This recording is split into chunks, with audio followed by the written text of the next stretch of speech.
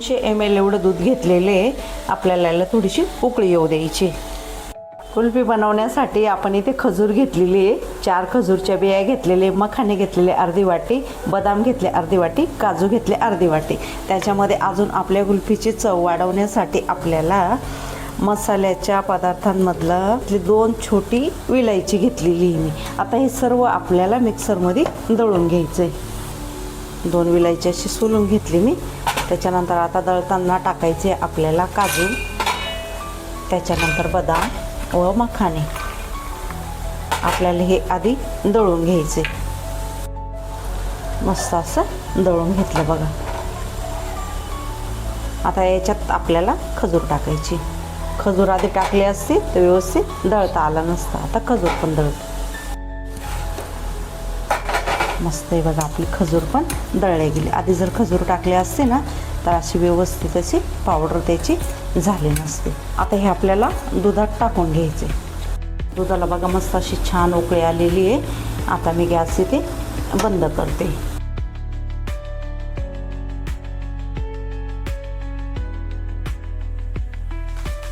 Gas बंद करून मी त्याच्यामध्ये टाकून व्यवस्थित असं मिक्स करून घेतलं. आता आपण हे टाकलेले आहे, त्याच्यामध्ये खजूर टाकलेले आहे. त्याच्यात थोडासा हलकासा असा गोडवा आलेला आहे.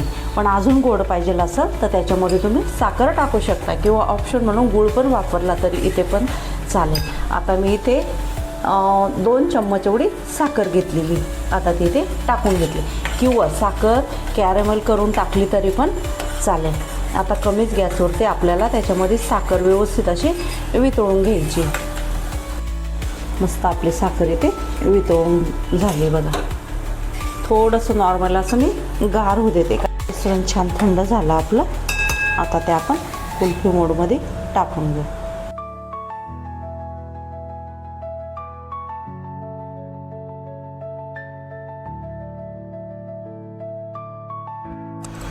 कुल्फी बनवण्याच्या साच्यामध्ये आपण सर्व मिश्रणे टाकून घेतलेले.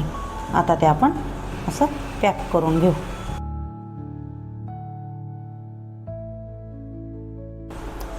आपण याला 5 तासासाठी फ्रीजमध्ये ठेवणार आहोत. कुल्फी आपली इथे तयार झाली आहे. मी आता एक एक काढून दाखवते.